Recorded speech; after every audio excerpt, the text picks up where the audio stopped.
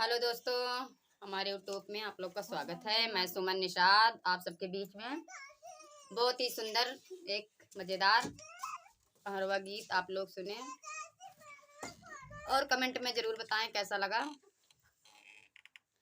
अपने पिया के कमाई पे तोरी लखटिया, काहे फाटेला देवर जी तोहार छतिया, काहे फाटेला देवर जी तोहार छतिया। सासू जी जरी है हमार काऊ करी है, सासू जी जरी है हमार काऊ करी है। रोज रोज घूमबै बाजार हटिया, काहे फाटेला देवर जी तोहार छतिया, काहे फाटेला देवर जी तोहार छतिया।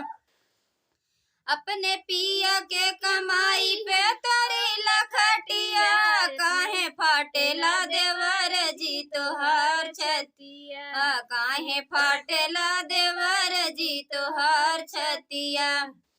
जेठनी जी जरी है हमार काऊ करी है, जेठनी जी जरी है हमार काऊ करी है।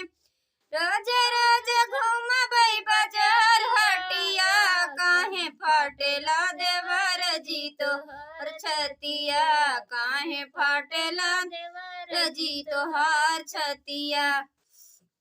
अपने पिया के कमाई पे तोरी लखटिया, काहे फाटेला देवर जी तोहार छतिया, काहे फाटेला देवर जी तोहार छतिया। देवरानी जी जरी है हमार काऊ करी है, देवरानी जी जरी है हमार काऊ करी है।